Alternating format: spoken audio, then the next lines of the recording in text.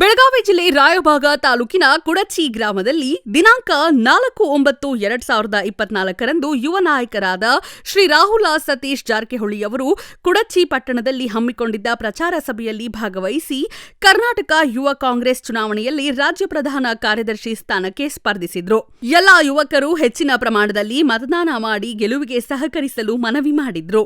ಈ ಸಂದರ್ಭದಲ್ಲಿ ಶ್ರೀ ಅಮಿತಾ ಘಾಟಗಿ, ಮುರಾರಿ ಭಾನಿ, ಜಯಕುಮಾರ್ ಸನದಿ, ಡಾ ಪ್ರಹ್ಲಾದ್ ಕಾಂಬಳೆ, ವಿಠಲ ಲಗ್ಗಳ್ಳಿ, ವಿಶ್ವನಾಥ್ ಪಾಟೀಲ, ರೇವಣ್ಣ ಸರೋವಾ, ಊರಿನ ಹಿರಿಯರು ಮತ್ತು ಯುವಕರು ಉಪಸ್ಥಿತರಿದ್ದರು. ಪಕ್ಷವನ್ನು ಬೂತ್ ಮಟ್ಟದಲ್ಲಿ, ಗ್ರಾಮ ಮಟ್ಟದಲ್ಲಿ ಸಂಘಟನೆ ಮಾಡಲಿಕ್ಕೆ ಬೆಳೆಸಲಿಕ್ಕೆ ಒಂದು ಸುವರ್ಣವಂತ ಅವಕಾಶವಿದೆ.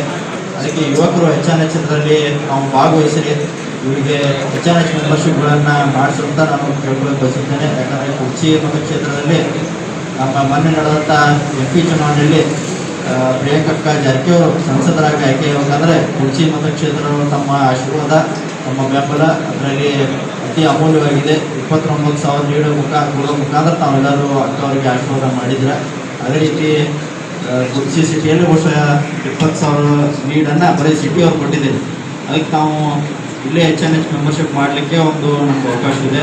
ಸುಮಾರು 7,000 ಇಲ್ಲೇ ಮಾಡಲಿಕ್ಕೆ ನಮಗೆ ಒಂದು ಅವಕಾಶ ಇದೆ. ಅದಕ್ಕೆ ಕುರ್ಚಿ ನಗರದವರು ತಾವೆಲ್ಲರೂ ಉತ್ಸಾಹಪೂರ್ವಕವಾಗಿ ಯುವಕರು ಅಮಿತ್ ಘಾಟಗಿ ಅವರ ನೇತೃತ್ವದಲ್ಲಿ ಹೆಂಗೆ ಅವ್ರು ಹೇಳಿದ್ರು, ಎಲ್ಲ ಸ್ಥಳೀಯ ನಾಯಕರವರ ಒಂದು ವಿಶ್ವಾಸಕ್ಕೆ ತಗೊಂಡು ಅವರು ಯಾವ್ಯಾವ ವಾರ್ಡ್ಗಳಿದ್ದಾರೆ ಅವರೆಲ್ಲ ಭೇಟಿಯಾಗಿ ಅವ್ರ ವಿಶ್ವಾಸಕ್ಕೆ ತಗೊಂಡು ಎಲ್ಲ ಹಿರಿಯರ ಮಾರ್ಗದರ್ಶನ ತಗೊಂಡು ತಾವೆಲ್ಲರೂ ಕೆಲಸ ಕಾರ್ಯ ಮಾಡಿದಂಥ ಈ ಸಂದರ್ಭವನ್ನು ಹೇಳಕ್ಕೆ ಬಯಸುತ್ತೇನೆ.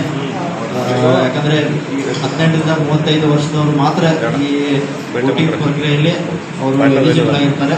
ಆದರೆ ಹಿರಿಯರು ಕೂಡ ತಮ್ಮ ಪಾತ್ರ ಕೂಡ ಒಂದು ದೊಡ್ಡದಾಗಿದೆ. ತಾವು ಕೂಡ ಯುವಕರಿಗೆಲ್ಲ ಮಾರ್ಗದರ್ಶನ ಮಾಡೋದಾಗಿರ್ಬೋದು, ತಮ್ಮ ಸಹಕಾರ ಕೂಡ ಅದರಲ್ಲಿ ಭಾಳ ಅವಶ್ಯಕವಾಗಿದೆ. ಅದಕ್ಕೆ ತಾವೆಲ್ಲ ಯುವಕರು ಹೆಚ್ಚಾನಷ್ಟು ತಾವೆಲ್ಲರೂ ಇದರಲ್ಲಿ ಭಾಗವಹಿಸಿ ಏನು ಪ್ರೊಸೀಜರ್ ಇದೆ ವಿತ್ IYC ಆ್ಯಪ್ ಮೂಲಕ ಏನು ಮತದಾನ ಪ್ರಕ್ರಿಯೆ ಇದೆ ಅದೆಲ್ಲ ತಮ್ಮೆಲ್ಲರಿಗೂ ಗೊತ್ತಿದೆ ಅಂತ ನಾನು ಭಾವಿಸಿದ್ದೇನೆ. ಈಗಾಗಲೇ ಸಾಕಷ್ಟು ಜನ ಮಾಡ್ತಿದ್ದಾರೆ voting.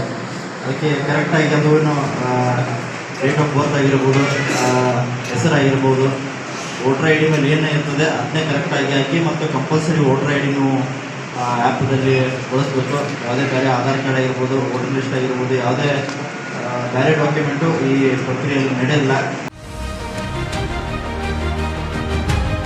ವರದಿಗಾರರು Lakkappa Nayak, Chanakya Express News Bureau, Belagavi.